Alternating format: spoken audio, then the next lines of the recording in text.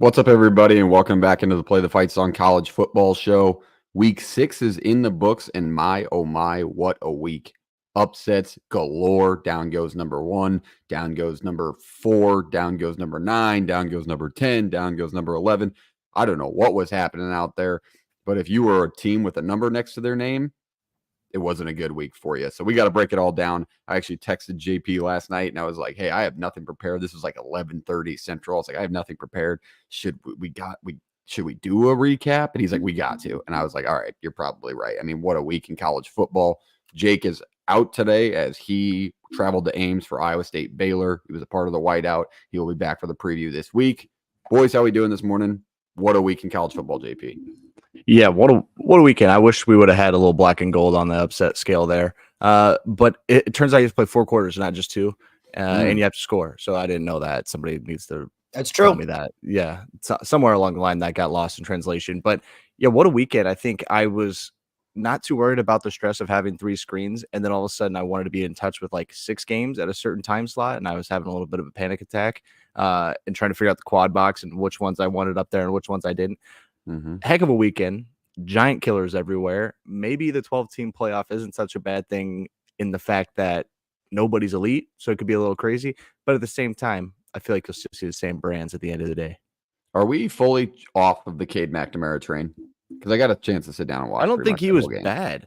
He wasn't bad like the entire first half, and then he just it's ball security. I mean, it's understanding what you're doing in the pocket. Job security. Also, the offensive line, I don't know if you saw this or not, but was dominated. Like anytime they tried pass, just out athleted, just beat him into the ground. And it's just one of those things. I don't think there was any expectation to win that. It just got frustrating when you had opportunities and new situations came up where you had to take advantage of it. Any mistakes they made, and we didn't take advantage of any of them. And then we played not to lose when we're playing a team that's way better than us. So that was a frustrating part, I think, with the whole thing. A big thing I saw in that Iowa game is I also noticed that, Ohio State throws 2 or 3 touchdown passes, but those were well covered too. Like one of them was a one-handed catch. Yeah. One of them was like over the back, head top. I was like, God damn. I didn't dislike Will Howard, but like after watching him throughout that game, like celebrating, acting like he's like king shit. Now I kind of hate him. he just kind of came off like, yeah, that's me, bro. Like that's me. Look at me do it all. I'm like, you literally are throwing to some of the best receivers in the entire world. Like, you're throwing to Jeremiah Smith. Go easy, Jeremiah Smith. He's just like 5 touchdowns in 5 weeks. So I mean, good for him, I guess. He gets to drive a Ferrari that has autopilot, so it's nice. I will say, debatably, probably the best and biggest win of the weekend goes to the Syracuse Orange. Friday night, they take down number 25 UNLV. Reese, talk about it. What a game. I was about to say, you were mentioning number 1, number 4, and everybody else. I'm like, we forget about number 25? 5 falling down on Friday night, too? Like, the Orange, the over in that game was an absolute lock. That was at like 55 or something like that, and it's 41-38 or whatever the final score was. Yeah, that was a hell of a football game. It just shows, like, I mean, Kyle McCord in that offense, they have so much that defense is just such a question mark. But, I mean, you look at the ACC, too. You look at, like, Clemson has been solid, but Miami's had, scares in back-to-back weeks, and they have them to end the year. Like, if they're just able to wait to find something, because now they have NC State next week, and who knows what's going to happen with McCall. I don't think he's going to be back next week because that was a hit he took. So, like, I just think that ACC is kind of wide open, too, because Florida State ain't who they are. I mean, they still got Pitt, who's been pretty solid this year, but Syracuse has had a pretty interesting season so far, and I'm just excited to see what's going to happen come more conference games. That's one of their more dangerous teams, those first-year head coaches where you just kind of let teams let it fly. You got nothing to lose your first year in there. It can be dangerous, and I will say the calls at the end of the game were questionable, a little questionable. I think that's a good way to put it there. They were called. I mean, that's not the reason you lose the game. You lose the game because you gave up 44 points at home, but Peyton Woodard was really good for UNLV. McCord was really good. He made some extended throws that I think had Ohio State fans blinking twice a little bit because I think he's been so much better in the Orange. He thinks his arm strength is so good that he can just try to fit in balls in some spots that he's like, why are you trying to throw that? Just, get rid of it. You don't got to try to fit that in there. But that's just something he's learning too. But good win for the Qs. But all right, with that, let's talk a little No Rivals, our partner No Rivals. Premium hats, collegiate hats, check them out today. They are dropping teams day by day. I mean, it is absolutely impressive how many teams have come out in the last week. ECU, Mizzou, teams on the way I know of. There are some really good ones coming as well. I know Kentucky's in the mix next. So we got some more Power 4 teams making their way in, new designs. So check those out today at shopnorivals.com. And when you find a hat you love, put it in your cart and check out with code PTFS for free shipping. Shout out No Rivals, great partners. They are worth a look, to say the least. But all right, with that, let's go to week 6 recaps. Let's lead it off with obviously the biggest upset of the weekend. Down goes number 1. Vanderbilt. Nashville was rocking. Vanderbilt takes this one 40-35. Diego Pavia, 16 for 20, 252 yards, 2 touchdowns, no picks. Just what you need when you're playing a number 1 team. You get the tip ball that goes 100 feet in the air, pick 6. Like, that's just those things that happen in upset college football, and they happened yesterday to Alabama. But 40 points on the road to Vanderbilt, that's not Alabama football. Yeah. Obviously, Vandy covers. Let's break this one down. JP, give us your thoughts on it. Yeah, this one felt like Vanderbilt couldn't miss anything. Like, they were able to find things open on the defense and continually sustain drives, whether it was through the air, on the ground, or extending plays. They knew what they were going to get, and they were hitting these plays nonstop. Alabama, obviously, down early, a couple scores, and then kind of came back into this. It's not like, again, like Vanderbilt's got a great defense, but they can score on anybody, and when you can't stop them and you're already down double digits, it gets tough to go win this one. So, props to Vanderbilt at the end of the game, too, getting a couple first downs when Alabama had timeouts with in the pocket. ease. Yeah. Like a chance to really get that ball back and go win it. And they just kind of put their head down and went and got a couple first downs, put it away. But I just felt like they couldn't be stopped at a certain point. Like, they just you waited for a mistake or something to happen, and one never came. They just continually moved the ball downfield, continued to put points on the board. Obviously, you don't want the field goals, but at times, like, field goals against Alabama in a situation like that felt like Vandy was not getting as much as they needed, and it never came and bit them in the ass. Like, it was awesome for Vanderbilt. Like, Pavia was 16 of 20 for 252, 2 touchdowns, no interceptions, and then ran for almost 60. Guy's a giant killer. Apparently, the state of Alabama just has Diego Pavia written on it now on the map. You look up the U.S. map, it just says Diego Pavia right on the state of Alabama. I mean, he is absolutely in control of that offense. I think the 4th down and 1 play where he kind of started to roll left, drop back, and heaved one into the breadbasket of a receiver. I mean, that was just, you're like, all right, this could happen. It was one of those weird things. It was like, it's getting to be 23-7. All of a sudden, Alabama cuts it to like 5. Then they score again, and then they cut it to 5 again. And you're like, God, they're just hanging around, but they just can't get that stop. What a crash out by that defensive player.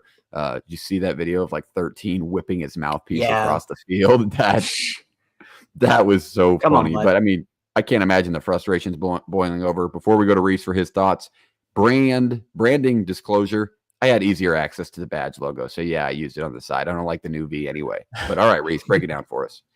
Like you talk about 40 points. Like, this isn't like Vanderbilt squeaked out a win. Like, they scored 40 points against Alabama at home. This is a team that just gave up how much to Georgia the week before. Like, you want to talk about, that game last week. Kalen DeBoer wins a big one against Georgia. But, like, dude, does Nick Saban win that football game last week? Well, I know Nick Saban doesn't lose this football game too. So if you're an Alabama fan, there's that question marks there. Like, I think it was Nick Saban's teams have given up 13 points in how many years to Vanderbilt, and he gave up 23 in the first half to this Vanderbilt team. So I don't know, like, they were setting out those mouse traps all of last week after that game. Like, this is the spot where you fall asleep and all those things. And I don't know what the hell went on in that building where they thought they'd get us lull in here and do that, because like you said, Diego Pavia, this dude's a giant killer, and they just walked in there thinking they were going to win this football game. Also, when you're watching that game, that entire stadium was red. Like, when they stormed the field, they barely took up the 50-yard line. Like, that's how empty that place was with Vanderbilt fans and how many Crimson fans there. It was just a home game on the road. Alabama fans like, let's go to Nashville for the weekend and have a great time and just watch our team beat the piss out of somebody. Look what happens. Vanderbilt comes in there, or Vanderbilt shows up, and they lose. Like, that's just inexcusable for Alabama. The mute button. Low mute, yep. Low mute button. Sorry. Sunday morning. Sorry, Jesus. But the one thing that stuck out to me is I don't think anybody's really looked at the time of possession. 42 minutes and 8 seconds for Vanderbilt. 17 minutes, 52 seconds for Alabama. I mean, you may have had the ball and scored 40 minutes for Vanderbilt. That's Army level. Same thing for Arkansas. Yeah, unbelievable. 0 turnovers. Obviously, Vanderbilt wins the turnover battle. Alabama had 2, one of them being worth points. just those weird things that happen that make up college football upsets, and they happen. So we're definitely going to have movement in the top 25 this week. But that is number 1 going down. Let's move to the next one. Hey, why don't we talk about number 4 going down? Let's talk Tennessee losing to the Hogs. What a game. What an unbelievable just performance by Arkansas's defense. What a letdown performance by Tennessee's offense. Taylon Green was actually good. He didn't have any touchdowns, but he didn't turn the ball over. 19 for 27, 266, no touchdowns.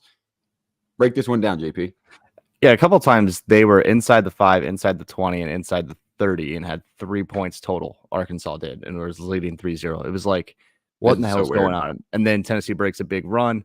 They now go up 7-3, and it's like, all right, now things are coming back down to normal here.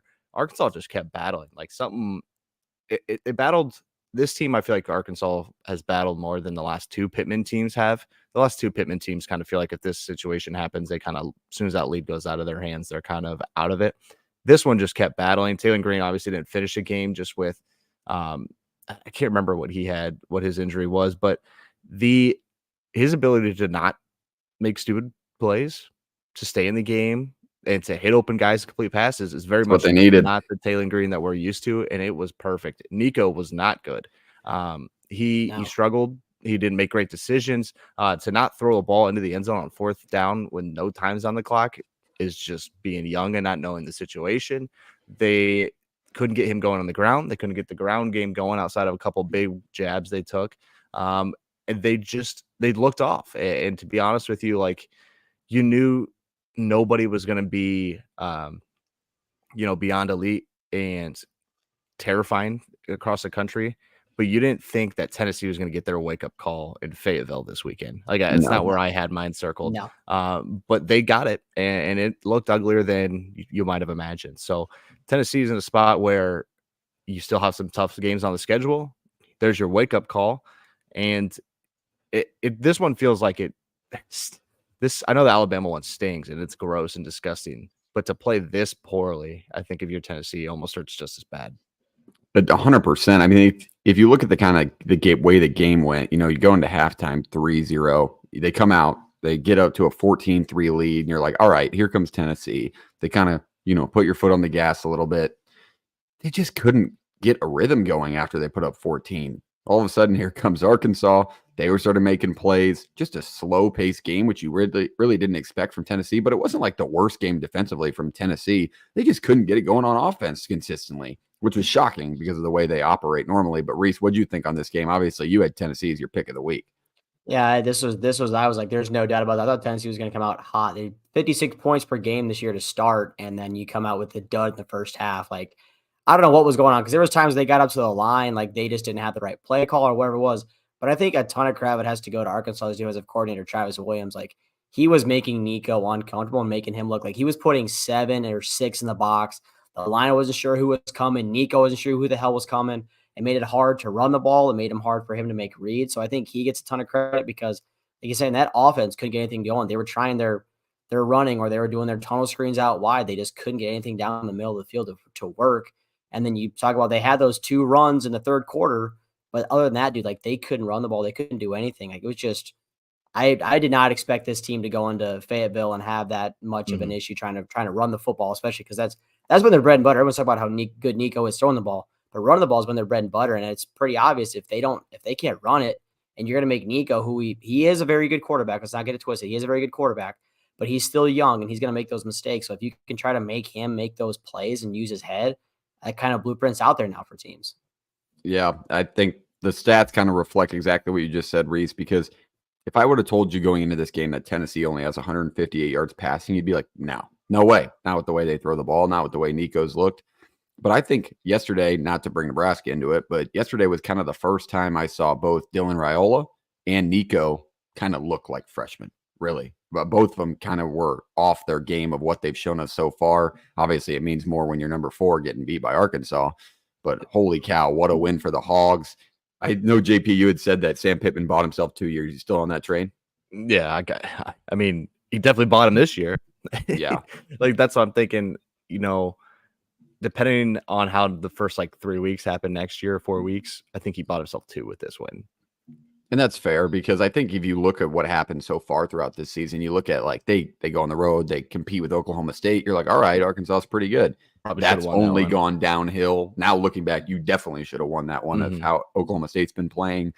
This kind of makes it back to where like, all right, Arkansas is competitive. It's a tougher place to play. Now anybody who comes in here, they could lose, and this proves it. But huge win for the Hogs. That is that one. Let's stay in the SEC. Let's recap the last individual one I have out there. Let's talk Ole Miss, South Carolina. Obviously, we previewed this one. A lot of hype around it. Ole Miss defense shows up and dominates. 27-3, they take this one. Jackson Dart, a little crazy, little bark. Dogs were barking, but not in this one. South Carolina, only 3 points, but Jackson Dart, only 14 for 27. Kind of a rougher day for him. 285s, no scores as well for him. But they still get it done. It was enough. It was good enough defensively for Ole Miss to roll this one on the road. Your thoughts on this one, Reese? I mean, Jackson Dart, I don't know why we're live streaming after the game that you're surprised that Vanderbilt won when you guys lost last week. So it's kind of a tough look. But I mean, this was one where I talked about too, where I think Ole Miss had the tape out. Like everybody was talking about how they can't play against good teams. You know, when push comes to shove, they're not a good football team. And so it just bulletin board material for them. And that kind of went out how it went this week. You go into Columbia. Cocktober, sorry, Schaefer, it wasn't that much of an issue. They scored 27 points. They only gave up 3. That Ole Miss defense was able to figure it out. They didn't let Sellers or Rocket Sanders do anything. And it just goes to show that, you know, Lane Kiffin, he is a solid football coach. Give him a little bit of time, get a little bit of fire under their asses. And this Ole Miss is still a pretty good football team in the SEC. Yeah, if you would have told me at the beginning of the season that Ole Miss was only scoring 27 in most of these games, I'd be like, I don't know, because they're going to give up their points. No, they got enough defensive talent now that this defense is as good as a Lane Kiffin offense normally is. So 3 points on the road is incredibly impressive performance. If you got the dog to stop barking, JP, I'd love to hear your thoughts on this one off mute. He's anxious this Sunday morning, I guess. He's starving. Maybe you fed him. Dogs were barking. Feed him. Today. He's been outside. He's done the whole shebang. He's just in a mood. The South Carolina piece of this, I kind of thought the spot was good enough for him to have a chance to win this one, and it kicked, and it didn't feel like that at any point in time. I thought South Carolina's defensive line was going to have an ability to get to the quarterback and rough things up. That wasn't the case at all. Sellers wasn't great. He was 20 for 32, no touchdowns, a pick. He was also their leading rusher. That probably doesn't help when he leads you in rushing. And you have too good of a running back for that to happen. Yeah, he's a good runner. But at the same time, that's just not what I was looking for there.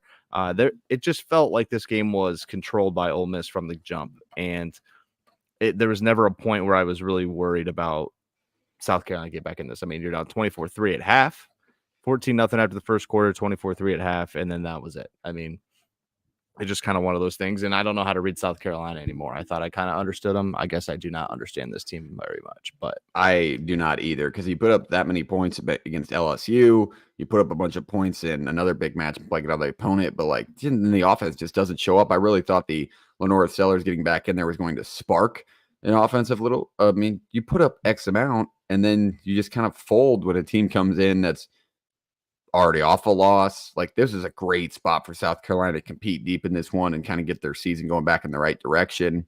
But Ole Miss looked great. I mean, you got to give it back to them. This is the team that we thought we'd see last week. How good is Kentucky? That raises this question as well.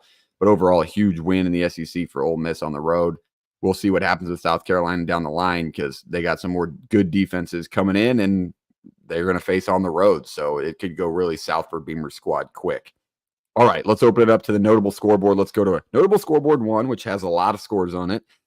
Let's break them down one by one. Let's start with Michigan, Washington. Washington handles the number 10 team in the country, 27-17. Michigan led a majority of this game, and then Will Rogers just did enough. He threw his first interception of the year. You know, things went the way you thought they would, maybe to get Michigan a win on the road in a tough spot.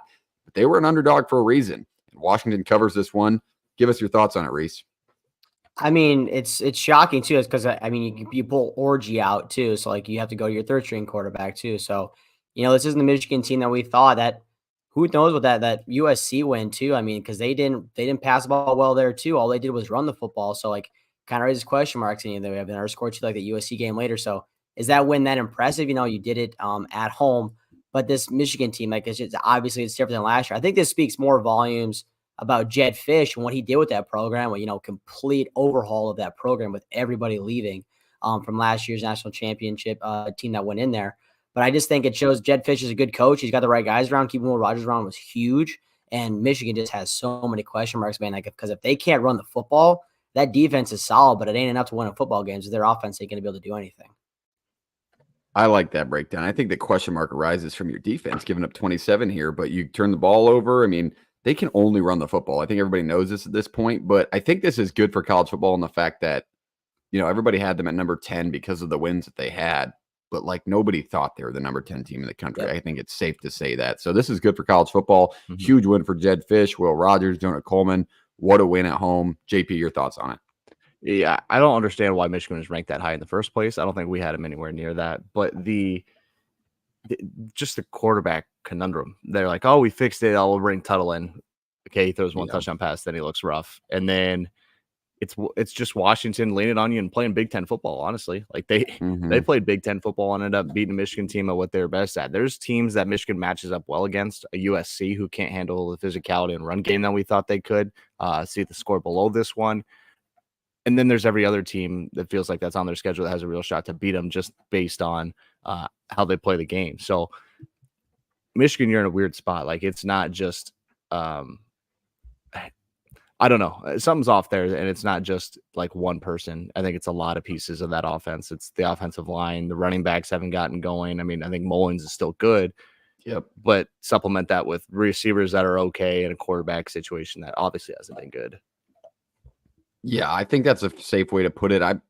It's so hard for a team that you can't throw the football to win games consistently, especially in a league like the Big Ten and road spots. Like if you cannot throw the football whatsoever, which Michigan has shown multiple times this year, you're going to find yourself in a lot of trouble. Big win for Washington, though. They could roll off, a few wins after getting hype like this. This was a team that was not highly touted going in with all the overhaul that they had that Reese talked about. But this is a big win against the defending national champion. I guess I didn't think of the narrative being this a rematch of last year's national championship. Yeah. But Washington. Two different teams, two different teams. It is because of the names, but yeah, different teams. Literally an overhaul on both sides. So shocking win for Washington, not to Vegas, though. But all right, with that, let's stay in the Big Ten. Let's talk USC going down on the road. PJ Fleck, your boy JP, what a win for the Gophers at home. They stagger that USC offense. Miller Moss still had his, but what a goal line push towards the end. They go for it on fourth down. Brosmer scores on that QB sneak that was reviewed. PJ Fleck was as, I don't even know the word here, as energetic as they come at the end. Adamant? I mean, just screaming his head off. You would have said, animated. Yeah, you could say that. He was as animated as they come. But what a win for the Gophers. JP, give us your thoughts on it. Yeah, they basically just gave Darius Taylor the football and said, go run crazy. He ran for 160. They leaned on USC and basically just played not to lose. Like they literally took this game from USC and said, go make mistakes. I bet you we take advantage of it later. And they did. And good for them. Minnesota, you've been in 2 games straight now where it feels like against highly ranked teams that you feel, I think it probably should have had the one last week. Don't quote me on that, but I really do think you should have had that one. I don't know if you go win that, but you should have a chance to go win that game late, just based on the offsides call. USC is maybe not as physically dominant as we thought. Maybe they just saw an LSU team who's not physical yet and it wasn't that good at that point in the year. Miller Moss, I don't think it's anything to like get crazy about, but I think it's your first experience understanding that there is a drop off from the talent you had last year at the position, and it's going to take some time to get the defense completely ready to go. It's not a 1-year fix. Like you can get guys in the right positions, but if you don't have the right guys to make the plays, it definitely changes things. So good for Minnesota.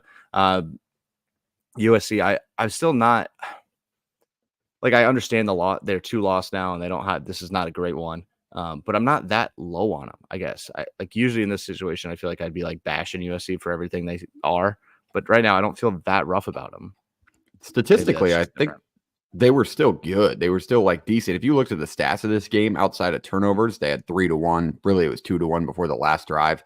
But you would think USC won the game. I mean, they were 7 for 11 on third down.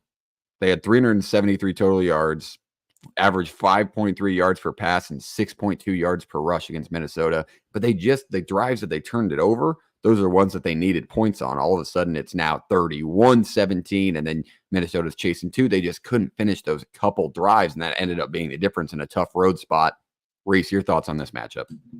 When you're looking, I was rolling through my phone, looking through picks for the day, and you look at this one, you're like, USC is good, but it's still, you saw that, can this California team go up to Minnesota and beat a team and smash them out of the football? That's kind of why I stayed away from it. And it just goes to show you too, like you said, Miller Moss was fine. He did his job, but this Minnesota team, there's just, it's also too when you have the stadium a little more full, you get this USC who's a big brand in college football. You come into that place and like fires up this team to play. It's not like they're playing Northwestern, who they play every year, but this is the first time you've had this team come to your house in a long time too. So I think that's just a little bit added incentive they had here. And it just goes to show like Minnesota, they're a hard-nosed football team. Like you're not going to go in and just stonewall this team and beat the shit out of them every weekend. Like they're going to put up a fight. They got guys. They know what they can do. PJ Fleck had a good game plan together, everybody around there, and they executed it. There was a couple of situations where USC penalties really killed them in multiple ways. Like Darius Taylor broke off a couple of runs for like 20 yards, but then there was a face mask at the line of scrimmage that he broke off of. All of a sudden that becomes 35. Like Minnesota moved the ball well, but they didn't move it well enough to maybe beat them. It just USC added on at the end. I mean, USC had 9 penalties or 8 penalties for X amount of yards. So you make it really tough on yourself when you find yourself in a Big Ten dogfight. If you consistently get penalized for 15 yards, those bigger calls. So that's just what they ran into. Tough loss, 2-loss team, like JP said. So we'll see what happens with USC down the line. Obviously, they'll move backwards in our rankings as well. Let's go to the ACC. Let's talk SMU taking down Louisville 34-27. Back-to-back losses for the Cards now. JP, I know you were high on SMU in the preseason. Talk about this matchup for them. It kind of seems like Kevin Jennings playing quarterback now kind of made all the difference for this team to find a rhythm. I mean, the guy had 6 incompletions total. I think over just about 300 yards passing. No touchdown passes, which is odd. The one that he didn't get, he came out from an injury, and Preston Stone came in the next play and threw that touchdown pass. He also ran for over 100. This team just found a way to win today. Like they weren't great defensively. There's a turnover each side. It wasn't anything crazy. There wasn't a big difference in time of possession or anything. Louisville just didn't make enough plays, and SMU did. Is kind of what this one came down to. Ton of fun to watch, though. And 2 teams I thought that would scare a lot of teams in the ACC. Obviously, when they play each other, it's going to be a good match and a ton of fun. So SMU, I think you're starting to get a little rhythm going now with Jennings at quarterback. You're feeling better and better. Maybe the defense, better offense that they've seen in Louisville from, the other teams on their schedule, like a Florida State or whatnot. It's good rolling right now. I mean, 1 loss, and your 1 loss is to BYU, who's ranked in the top 20. Maybe it's not that bad of a loss after all. Yeah, absolutely not. This was a back and forth battle. I mean, at points it looked like Louisville was going to start pulling away and winning. Looked like SMU had that. And it was pretty close on the line of every stat was pretty close. I mean, nobody had the advantage in penalties, turnovers, whatnot. It's just a good win for SMU to stay in the mix. It was kind of exactly what we saw Louisville do against Georgia Tech, but then they just kind of made a few extra plays to get that separation against a good team. But SMU stayed with them the whole time. This is, I don't want to say an alerting loss for Louisville, because SMU is a good team, obviously, that we knew coming into the preseason, but it's still enough that it's like, now do you start falling out of the ACC picture? You lose these conference games back-to-back weeks. It just makes it tough. I guess you can't say conference games against Notre Dame, but you can. But two losses now, you kind of they really got to bounce back and make some moves in the ACC to find themselves in Charlotte at the end of the year. Reese, any thoughts on the SMU Mustangs? Well, my eye kind of goes more towards Louisville. I think you're looking at that defense was supposed to be pretty solid this year, but I mean, SMU is a very good football team. I mean, they're giving up 34 points. You're not giving your team a good opportunity to win a football game if you're going to give up that many points. Because offensively, Shook still did pretty well. He threw over for over 320 yards. I think it was 329, a couple of touchdowns, but then he had a bad interception. Kind of going to the Shook thing that we've seen him do in the past. But I think too is Jeff Brom.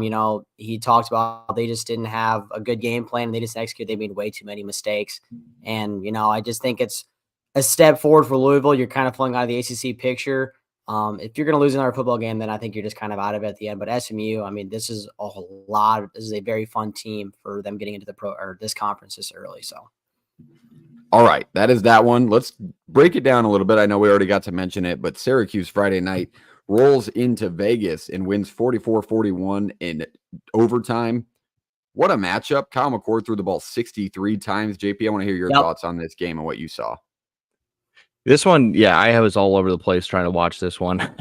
I had some eyes on Oregon, Michigan State for most of the night, and then once I kind of got out of hand, I flipped the script there. But I don't think this says that much about. I think it says more about Syracuse finding a way to win this. I don't think throwing the ball 63 times is a very good recipe for Syracuse down the line, but that is one of those things where any way you can win a game, it's huge. Again, I don't think this says bad things about UNLV. I think it says a lot of good things about Syracuse about finding a way to win this one. So good for them, because I know that Stanford one's going to be a tough one to swallow here as you go down the line, but see if you can't get on a little bit of a roll now.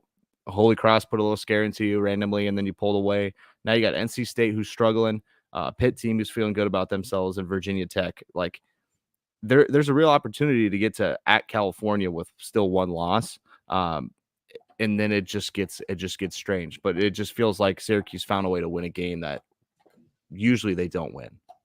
Yeah, and especially with the way the game went, I think you had a couple of times where you get the special teams blunder, the block punt touchdown that is rolling 45 yards out of bounds and then just hits a bounce and bounces straight up, and UNLV scores off of it. But I mean, Syracuse dominated time of possession in this game. They ran the ball effectively. For throwing the ball 63 times, you would have thought they couldn't win the line of scrimmage at all. They just chose to also throw it because they had the ball so much. So Kyle McCord throwing the ball 63 times is 100% not the recipe this team wants to follow the rest of the year. But it is a huge win on the road in a spot where UNLV gets ranked. All the eyes are on UNLV because now people are like, oh man, is this team good? With the quarterback situation that happened, they kind of had the national spotlight on them for a while. This is a big win. Kind of brought some attention to Syracuse. I don't think the college football world had, but yeah, that Stanford loss does sting. More explanation? Go ahead, JP. I say if they win the next two, it's time to talk to your children about a playoff-bound Syracuse team. Yeah, I mean they are talking in that conference. That they're talking 10-2 with and then Miami. They'll be maybe 10-1 playing Miami with one ACC loss at chance to go to Charlotte at home. Yeah, the Syracuse rocking. A Syracuse home playoff one would feed families, that's for sure. But any more explanation on this game or thoughts on this matchup, Reese, from Friday night? I'm just really glad I have LaQuint Allen on my team. I mean, that dude is just an athlete. Like, you have him running out of the backfield. You have him. He's such a good, like, just little dump down option too. Because if you get a guy one-on-one, like, he's making it miss. Like, he's just good. Rondé Gadsden had a hell of a game. He didn't have any touchdowns, but have over 140 yards receiving. The defense is what's going to kill us in the end. Like, we talk about that Stanford game. I just hope Fran and our DC guy from A&M, I can't remember his name, Elijah something. I hope they can figure it out, because everybody and their mom knew that they were going to A.O. Manor in that spot. And you just got to hope they can learn from their mistakes going forward, because you're going to play some good ACC teams. You're not going to go in and steamroll into these teams. You're not that much better than Pitt. You're not that much better than an NC State team, even with McCall out, because Dave Dorn's a hell of a football coach. You got to go in with a good game plan and execute. It is scary that they made Kyle throw the ball 63 times, because, like, when I was at the Stanford game, I think I texted, like, Kyle's going to throw the ball 50 times tonight if we're going to win this ball game. And I think he ended up throwing like 47, 48 times or whatever. So you don't want that to have to be an option every single week, week in and week out.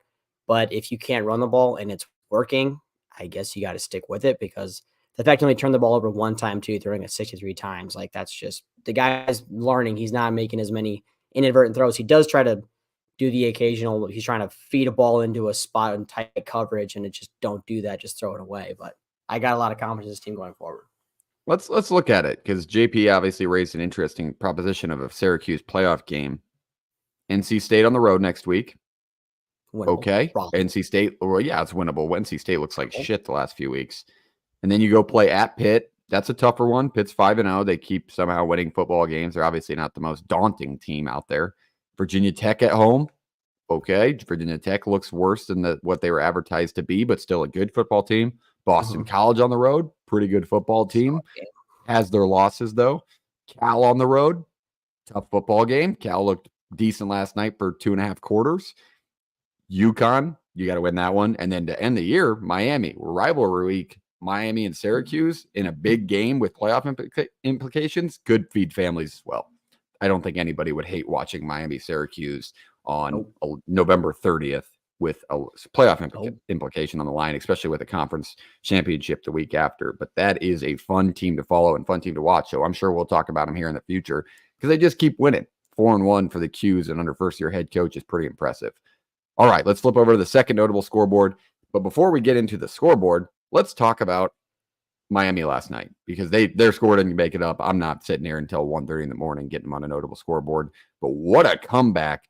Miami takes it on the road 39-38 against Cal. Cal led 35-10 at one point. Cam Ward started to look like October Cam Ward. And then the second half, he picked it up enough to scrape a win and it just escaped California on College game day.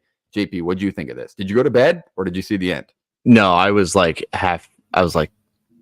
droopy eyes as this one kind of get down.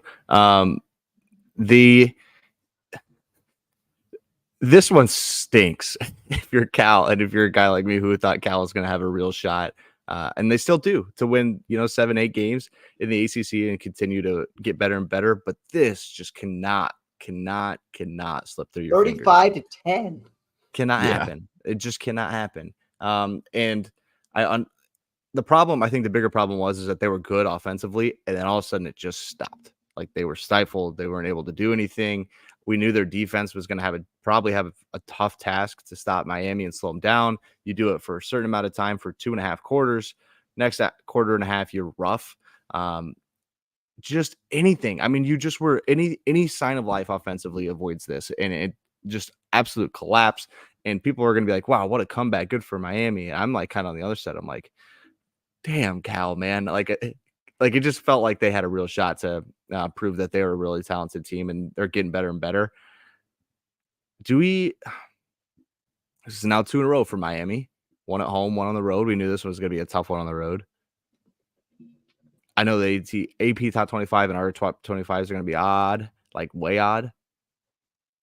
Man, this team is not the top 4 team in the country where I feel like a lot of people are going to have them. No, I don't think you can move Miami up. I think you got to move some teams behind them. God.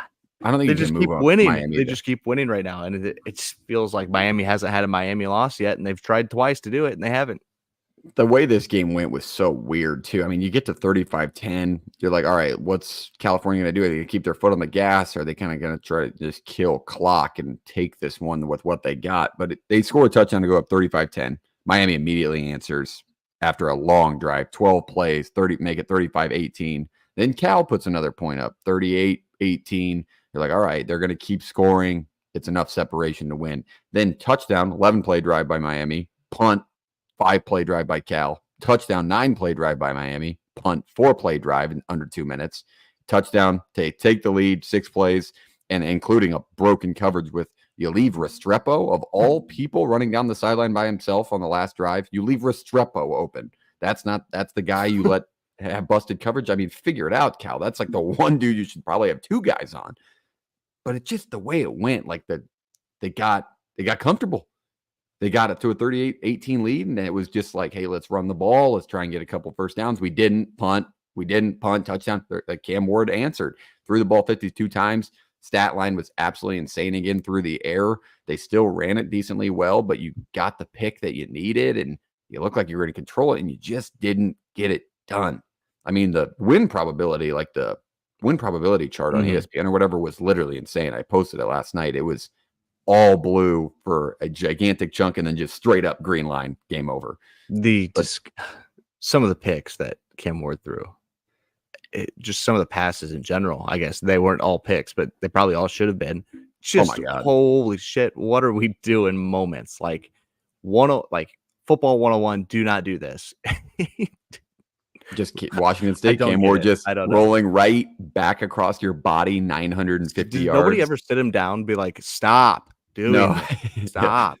Please do not throw it to the opposite side of the field you were rolling out to, that you scrambled out to, Cam. No, he ain't going to listen. He's that type of player. But what a comeback. He made a couple of really good plays at the end of the game and on that last drive where it was debatably over the line of scrimmage. He was literally had like a half a toe behind, threw it out. I mean, Damian Martinez made an absolute insane play to get him a first down on 3rd and 20 on that last drive as well. So Cal just couldn't come up with the stop. Reese, did you have any thoughts on this matchup? I think the defense is starting to become a question mark for Miami, obviously. I mean, JP was like, I think we had that question however long ago before the season started, like, the what ifs, like, what if this Miami defense is elite or what if their secondary is elite? Kind of obvious that they're not right now because that's their glaring weakness right now on this team. Like, thank God you have Cam. Maybe they haven't lost football games because they have Cam Ward. Like, he's putting him in some spots, but it's also they have this guy who can have this offense be as electric as it is because, like you talk about, it's also like with that Alabama game, like Vanderbilt or Cal, they go on this big 12-yard drive. They take off 8 minutes of clock and they score a touchdown. But then the other team gets a football, Alabama or Miami. They just have weapons. They can go up 75-yard bomb and get themselves right back in the football game too. So, like, that's part of what happens too. But I think the big question mark is this Miami defense because you're still in the ACC. You're still going to play some hell of a good football teams. You're going to have some more challenges. So let's see what they're going to be like if they can make adjustments for on down. Because if they don't, have a shot at the ACC title at the end of the year, I don't think it's going to be because of the offense. It's going to be because of that defense. Yeah, I think that's a good place to leave this one. Another huge win for Miami, but so many question marks on who to leave in your top 10, who to move up, especially after this week and the way it went. Because if you had that number next to your name, it just seemed to be a rough week for a majority of teams. So we'll see what happens tomorrow on our top 25 board, but there's going to be a lot of movement. With that, let's move back to the ACC. Let's talk, actually, sorry, I'm thinking of the first one we already did, but let's talk Texas A&M blowing out Missouri at home. This is the SEC, and I may have messed up the scoreboard. It should have been Texas A&M on the bottom, but Kyle Field was rocking. Reese, tough place to win? No, it's not that hard. It's not that hard to win.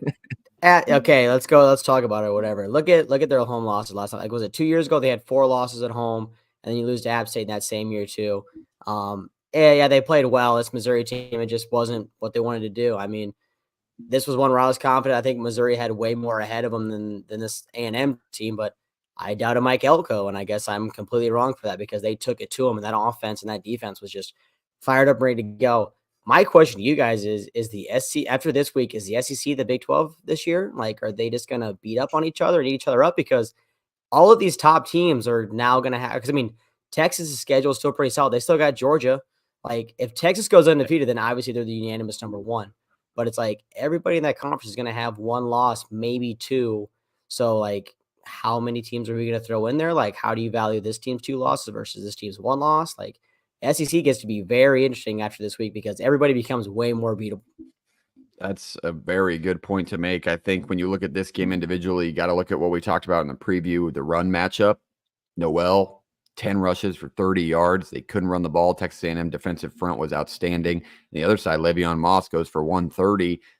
Wegman started again for the first time in a while, and interesting comments in your post game saying a lot of these guys got a lot better over the last 3 weeks. It's like, no, bro, it was like you were a problem. So they were consistently winning. Now you still didn't throw any touchdown passes. It wasn't your teammates got significantly better while you were not on the field. But interesting comments there. But the run game was what dominated this for A&M. Obviously, the defense was really good. And like I said, the defensive line was really good. Their front 7 was outstanding on the back half of that defense. So huge win. Raises questions about Brady Cook. I mean, Luther Burden had the first catch of the game, but then Brady Cook pretty much stifled the rest of the matchup. JP, what do you think on this game? It felt like this was the opportunity for A&M to win the football game just based on the spot, the line, where it was. I didn't think it was going to be like this. I was thinking more like a 24-17 kind of thing, 21-17. But Missouri didn't look good. They looked lost defensively. They looked lost offensively. Like, it just wasn't a team that showed up to play and was not prepared to get punched in the face as hard as they did right there. So props to A&M. Now you're in a spot where if you can keep things rolling and Wegman's good each week instead of being, very touchy and not playing great, hey, like, maybe you do win 10 games. Who knows? But it's going to be very interesting going down the line to see just what that really means, from a 10,000-foot view about Missouri and then about A&M. Yeah, honestly, 512 yards for Texas A&M total in the game, and then you only give up 240 to a Missouri offense that's been pretty highly touted. And honestly, you do the 512 against the defense, it's even more highly touted. But this kind of was the real first test of an elite offense coming in there. It just didn't look great. I mean, it's not Murray State anymore. We know we were going to see changes, but this drastic of a change, it's a tough look for Missouri in the SEC. But Missouri will drop out of the top 10, I assume, as well.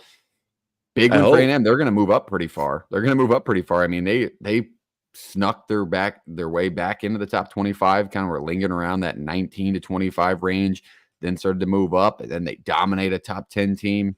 This is kind of the Texas A&M people have been waiting for. I mean, Mike Elko's a good coach, but maybe you thought it was going to take more time. Maybe not, because this team looks pretty legitimate, or maybe Missouri's that bad. I mean, is it too early to tell what the schedule Missouri's had? So interesting storylines that can come from this one. With that, let's go back to the ACC. Let's talk Cade Klubnik and the Clemson Tigers going in and beating a DJU. Not. Glenn played a majority of this game for Florida State, who is obviously a bad team. 17-0. Clemson gets out the lead too, and then they pretty much coasted enough to get the job done on the road. 29-13. They cover. They win. Anything to take away from it, or did we keep this one off so we didn't have to watch Florida State? I can't say I watched this one much, but that's fair. It is very much what I expected. Like, yeah, Clemson's slowly going to put points on the board because Florida State's defense has gotten better. Florida State won't be able to move the football. Clemson's defense is still good. Like, this is kind of why I picked Clemson and not Florida State in my preseason stuff for an ACC title shot. Like, Clemson feels like they still are the class of the ACC in some spots until proven otherwise. So that this one just kind of was as expected, I guess. Yeah, that's a good way to put it, because it was another slow start for Florida State on offense. I mean, I feel like we can just weekly put that out, and it's just going to happen because they just can't get anything going at all, ever. It's never consistent any week on the offense side of the ball, so they're never going to find themselves in a good spot. 1-5 now, the Seminoles stand out after putting together an undefeated regular season. How good was Jordan Travis? He might have been literally Tom Brady for that. Mike Norvell saver?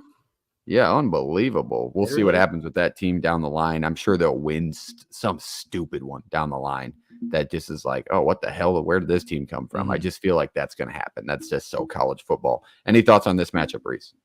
Well, you said they cover. I mean, according to our graphic, they cover, but Vegas knows something, and I hate it because if you're looking at this line, it was 16.5 or 17 yesterday. Vegas knows something that's stupid. I hate that they know that stuff. But you're watching this football game, and it is what it is. Like, you're looking at this Florida State team. They have no identity. Brock Glenn, you're coming in there. You don't know what he's going to be like. Obviously, he's not starting. He's not better than DJU because he's not starting, and DJU's out for injuries now. But it's like that Florida State team, I don't know what they're trying to do week in and week out. That defense is not what it was last year at all. That's a big reason why they were so successful too. But you lose a couple of guys. And then offensively, man, you lost Johnny Wilson, Keon Coleman, you lost your running back. Like, they just are lost without anything. I don't know where a spot where you look at their schedule and you're like, yep, this is a for sure win right here. And like, Cal is kind of kicking themselves now too. Like, this is a spot where they should have won a football game last week as well too. This Florida State team very easily could be winless, and like, I just don't know what is going on to save their season at this point. Yeah, it's a panic button is in full effect in Tallahassee, that's for sure. But that's quickly that one. I do want to go back and mention a funny story from yesterday. I was at I was in Lincoln at a tailgate, and I overheard a conversation next to me of a guy talking about, this was mid-morning, so probably 11:45, noon. And he goes, yeah, my 2 picks of the day, I really like Clemson. And I'm sitting there, I'm like, yeah, that's a good pick. This guy knows ball, maybe. And then he goes, and I really like Missouri on the road. They were an underdog, and it was 34-0, literally on the TV right next to him. He was talking about how he loved Missouri. Idea. No, he had no idea. And I go, hey, sir, it's 34-0 Texas A&M. He's like, what? Where? What, the game started? Like, he's turning. It's like, just imagine having the money where you're throwing, because this was a guy, an individual that definitely is not throwing $10 on a game. But imagine just having the money where you're just like, oh yeah, I love this pick, and you don't even. That's why books make so much money, because there's a billion people out there who just see names and numbers and they're like, no way, come on, what do we? I'm like, that's like, so there's not a very deep science to this that the books put together. No, they're like, some dickhead's gonna see the 9 next to Missouri and take it. There's gonna be $1 million on Missouri placed today, and that's what happened. But he was not happy when he found out it was 34-0. So big win for A&M. But all right, let's talk UCF Florida. Boys, I'm off. Boys. I'm 2 years straight. I'm off on this team. I don't have any comments on. What a pick by me for over-under wins. UCF. Gross, wow. Dude. Talk about an offense can't get going. Yeah. I mean, does this make Colorado look like we thought Colorado was? Does it make, if beating UCF on the road was the difference between you thinking Colorado was good or not good, then you don't think Colorado is very good. Don't put it on me. I'm just saying that on me in general. I'm just saying in general. Don't address me. I would that just can't be the answer. But UCF, what the hell? I don't really understand what's going on here. So I'm gonna just not talk about them for the next 2 years or give them any credit until something happens, because that's twice now. Last year, they lost some really odd ones. This one, they're just playing like shit. Big win for Florida. I mean, you really It's a crazy, crazy sport, but I mean, UCF putting up 13 in this spot against a Florida defense that obviously has holes in it. What a weird game. I don't know if Jake had sent in a dumpster fire game of the week, but this probably could have qualified up there with those. And UCF loses on the road to Florida. Any thoughts on this matchup, Reese? What's your UCF narrative or Colorado narrative, or would you take away more from UCF now being bad and who gives a shit about Colorado, or what?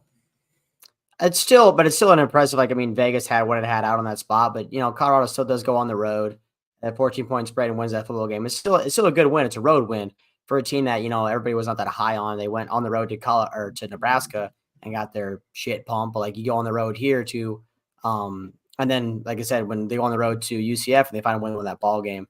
But I think UCF, it just goes to show that offense ain't what they thought it was going to be. KJ might not be as good as we all wanted him to be. Especially with Gus Malzahn talking about, this is the closest thing I've had to Cam Newton. Well, I don't think Cam Newton would have let this happen. So I just think this UCF team just has too many issues. I think I had their over for 7.5 wins. Like, oh, yeah, I take this is going to be a good one. I look at their schedule, and it just has not been it for them. They haven't been able to put together a solid football game in the last 2 weeks. And let's see what they got going forward, too. But also, like, look at Florida. Like, I still think Billy Napier still, like, thank God he got this win, because you still have the end of the slate to end that season, and getting a win like this is big, especially in the state of Florida too, for like recruiting purposes as well. It's another week, back-to-back weeks now, where UCF's really looked rough on the offensive line. I mean, Colorado got pressure. They handled the run game well. Florida did it again this week. So maybe it's a front problem for UCF on the offensive side of things, but they have the athletes. They're just not getting the result. It's not a schematic. I don't know. Maybe they're just not good. Spot. I'll say it. Maybe they're just not good, and we missed. Yeah.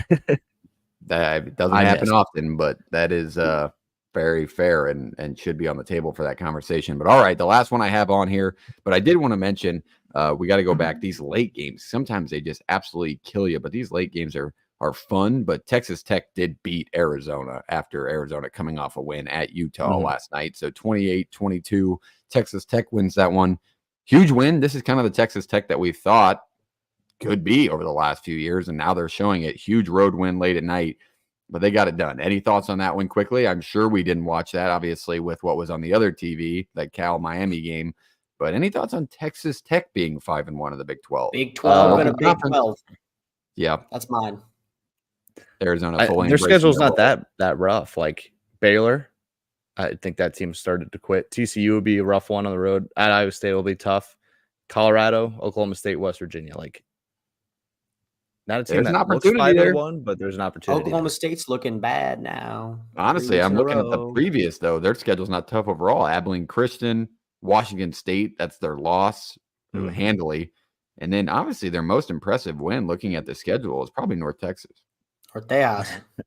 Chandler Morris. 5-1, Chandler Morris. He's up there. Good passing team, but debatably their toughest win. I'll just throw that out there for the Mean Green. But all right, I had to mention that one quickly. Let's move back to a fun one to wrap everything up today.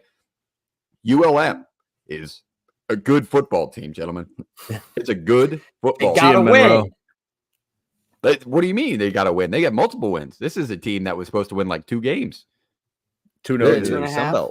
Yeah, I mean, this is a contender, boys. 21-19 against James Madison. I took their under their season wins. I didn't think it was going to happen in year one, just with everything they lost. Wrong. You can't bet against your own team, coach.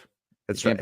Turns out Brian Vincent was the right hire, and they did not need me in the new video game. But until he has 3 or 4 playoff appearances and 0 playoff wins, he can't talk to me. So that's all I'm saying. What an absolute beauty of a win. James Madison, a team obviously that is not what they were under Signetti, but they put up 70 on North Carolina and 63 on Ball State, and then they went into Monroe. You come into Monroe, you better be ready to play. This ain't no Chapel Hill. They were thrown off by the stands being 3 stories tall and 10 yards wide. Yeah, couldn't get over it. That stadium is just fucking vertically down. I'm watching the game from a plane in that stadium. It's just a beautiful, beautiful brand. But honestly, it's impressive. This is a really good win for ULM. I know the school, it's kind of gone under the radar because they're ULM, and honestly, that team, the 25 tougher jobs in the country. It 100% is probably up there, top 5 toughest jobs in the country. But the way they're getting things done, it's pretty impressive. I will say, Booty didn't even play much. I don't know if you guys looked. Yeah, it's the amaretto kid or yeah, I can't amaretto, great drink. It's Armetta, but great drink. Shout out amaretto. Close enough. Yeah, no, close. But Barnett obviously didn't get majority of jobs done. 20 for 47. Barnett was a guy who had 7 touchdowns against North Carolina, but you come into Monroe, weird things happen. Better not come in there. We're not ready to play. 100% it is. ULM, baby. Don't get the Warhawks and those black uniforms. I think they're going to make those their primaries because they love them out there. But huge win for ULM, and they're a contender in the SBC, it looks like. This says 20,000 people are there. Do we believe it? No. Probably not. No, I don't know if there's 20,000 people. No, I mean, they would have to drive in from Ruston to fill that place. There's no way. That place only holds probably 30. I have probably 30, 35. I don't know how many people you can fit on that skyscraper. Malone That's actually an Stadium interesting question. capacity. Yeah, what is the answer to that before we go? This is how we'll wrap things up. 22. No, it's 27.6. 27,000 people. Can you imagine if that place was full? It would be electric. That's what I'm saying. I saw the game, like some highlights, like, and had it on the side. Like at one point, there was not at any point that close to that many people there.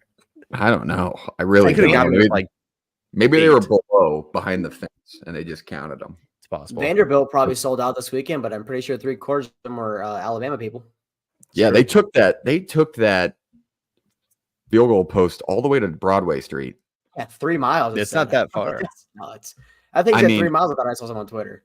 3 miles is very far to carry a field goal post. Far. For hundreds of adrenaline pumped college kids.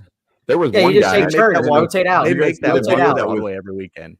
Did you see the video of the kid that was walking and he was like underneath one of the field goal posts? Everybody was holding it. And he's like, I don't even go to Vanderbilt. This is awesome. Like, that's what I would have done. Moment. If I was 100%. There, I would have. I also think anybody who's been to Nashville can agree with this, but after a huge win like that, going to Broadway to celebrate is an insane move. Like, pick any other street. You're paying $25,000 a drink. I mean, how expensive a night for that? You got to find like a piano bar, like some just shithole that I can buy a $12 pitcher from, and that's like majority of my cost. Just talk about the game with the boys. Yeah, anywhere else at Broadway Street. I mean, go to what's the famous bar on Broadway Street? JP, I'm blanking. There's like there's like one 30 main. of them. No, there's like one main one that's like super old. Tootsies. Nice one. Yes, the pink one. See, we combined it up. Tootsies, $17 drinks there. And it ain't that good. Overhyped bar. But all right, that is the week 6 recap. We had to talk a lot of games. Obviously, we had to hop on here because of the upsets. What a week in college football. And it's just going to get better and better week by week. We're fully into the conference slate now. There's going to be upsets. There's going to be weird lines. So make sure you follow along with the show. Hit the like button on this episode. Hit the subscribe button if you've never been here. We cover G5 to Power 4. It's college football heaven. And we appreciate you being here. Reese, what should they do to all of our videos? Like, comment, subscribe. Just find one. Do all those things. Do all of those things on all of our platforms. We appreciate you being here. JP, code for no rivals if they want a sweet new cap.